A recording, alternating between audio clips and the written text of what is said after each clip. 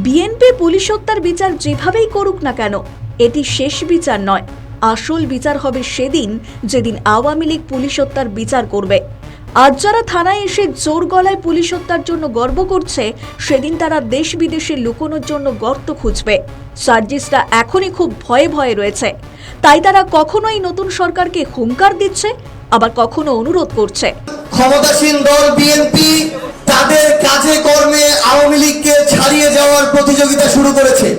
এখানে অভ্যুত্থানের প্রজন্ম, অভ্যুত্থানে অংশ নেওয়া সবাই এখনো বেঁচে আছে। এই মানুষগুলো 16 বছর এর আগে সহ্য করেছিল, এবার কিন্তু 6 মাসও সহ্য করবে না। কারণ তারা জানে তাদের অবৈধ সরকারের এত ক্ষমতা ছিল যে তারা যা খুশি তাই করতে পেরেছে। কেউ ভয়ে তাদের বিরুদ্ধে মুখ খুলতে পারেনি। কিন্তু এখন দেশে নির্বাচিত সরকার, তাই সেই সরকার যে কি করতে পারে বা কি করার ক্ষমতা রয়েছে তার ভালোই অনুমান করতে পারছে। তাই সার্জিস বলছে তারা খুব শীঘ্রই ইউনূসের অনুপস্থিতি উপলব্ধি করতে পারবে, যখন তারা যা খুশি তাই করতে গিয়ে পুলিশের ডান্ডা খাবে। আর সেই দিনও যে বেশি দূরে নেই তাও বুঝতে পারছে সার্জিস। ডক্টর ইউনূসকে মানুষ মিস করা শুরু করবে, বেশি দিন লাগবে না, মাসখানেক সর্বোচ্চ। আমরা ওই টাইমে এতটা ফ্রিডমে ছিলাম, এটা আমাদের জায়গা থেকে আমরা ফিল করব সামনে, যখন ফ্রিডমটাকে আবার চেপে ধরা হবে। আমরা যা মন চাইছে তাই করছি। পোলাপান মন চাইছে সচিবালয় ঢুকে গেছে, 5 জন উপদেষ্টা একটা মিটিং ওখানে চিল্লাচিল্লি করছে, সবাইকে গালিগালাজ করছে। মানে এই ফ্রিডম সবাই মিস করবে, মানে অতিরিক্ত ফ্রিডম দিয়ে ফেলছিল।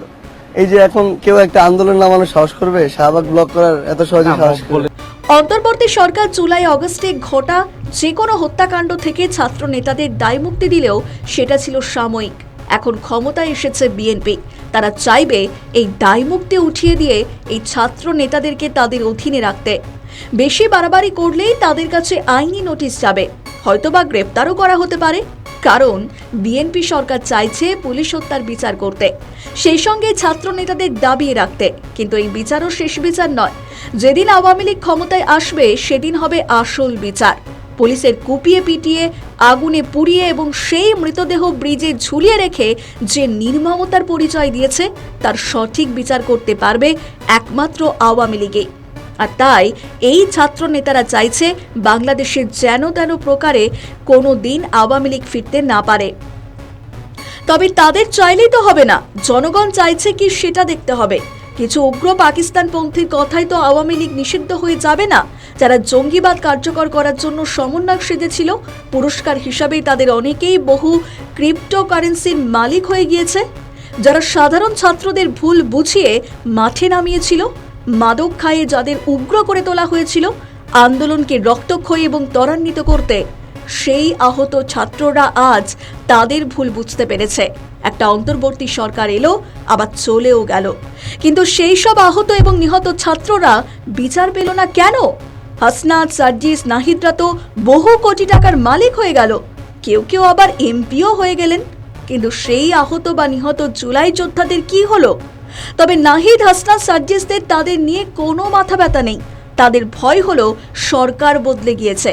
এবার যদি জুলাই যোদ্ধাদের জন্য যে দায় মুক্তি দিয়েছিল অন্তর্বর্তীকালীন সরকার সেটিকে বদলে যায়, তাহলে কি হবে এই জুলাই জঙ্গিদের?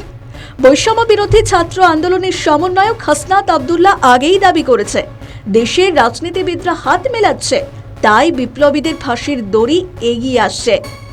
এখন আবার রাষ্ট্রপতি এবং প্রধানমন্ত্রী দুটি আলাদা দলের হলেও তাদের মধ্যে একটি মধুর সম্পর্ক তৈরি হয়েছে। ফলে রাষ্ট্রপতিকে সরানোর দাবি তুলছে নাহিদরা।